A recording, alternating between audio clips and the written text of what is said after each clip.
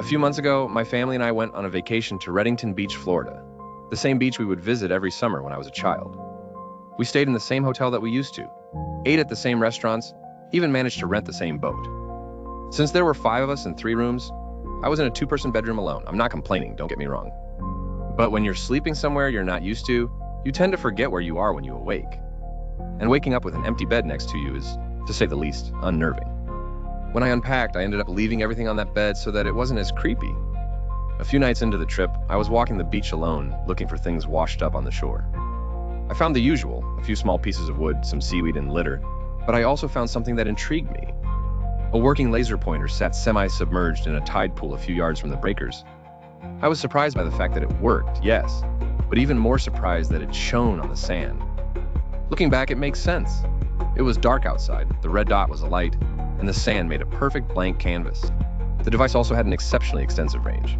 For example, I could stand 300 yards away from a hotel and shine it onto the wall. Sure, it was semi-faded, but it was there. I used this to have some fun. I shone it in people's faces from across the beach, I flashed it into open hotel windows, and I blinked it once or twice in the water head of a fisherman. After an hour or so of messing with people, I went back to the hotel, dropping the laser pointer back into the tide pool on the way. Once I got back inside, I went straight to bed. After all, I'd been at the beach all day and I was tired. A few hours later, at around 2 in the morning, I was woken up by silence. It wasn't a normal silence, though. This was a beachfront hotel, and I couldn't hear the waves. I moved a little and my sheets didn't rustle in the slightest. I turned on the television and maxed out the volume, again greeted by absolute quiet. If that wasn't enough, something flashed in my peripheral vision. I turned. There, on the wall next to my bed, was a red dot. I took it with a grain of salt, thinking someone had seen what I was doing and was shining it into my window from the beach. However, when I turned to face my window, I saw that the blinds were closed. Not only that, but my clothes and other belongings weren't on the other bed. The silhouette of something I can only describe as non-human was positioned on the bed, facing me.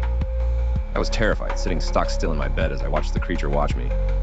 I don't remember falling asleep, but when I woke, the bed was made and covered in clothes as before, the TV was off, the blinds were open, and I was laying down. I dismissed the entire ordeal as a dream until I walked into the bathroom. Looking at myself in the mirror, my irises, normally a dark green, were now a pale, faded purple, much like that of an albino's. I splashed some water on my face and looked again. They were still purple. When I turned to leave the room, I stopped dead in my tracks.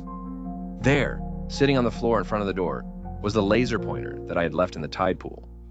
My eyes are still that same pale purple. I refuse to sleep in any room with an empty bed.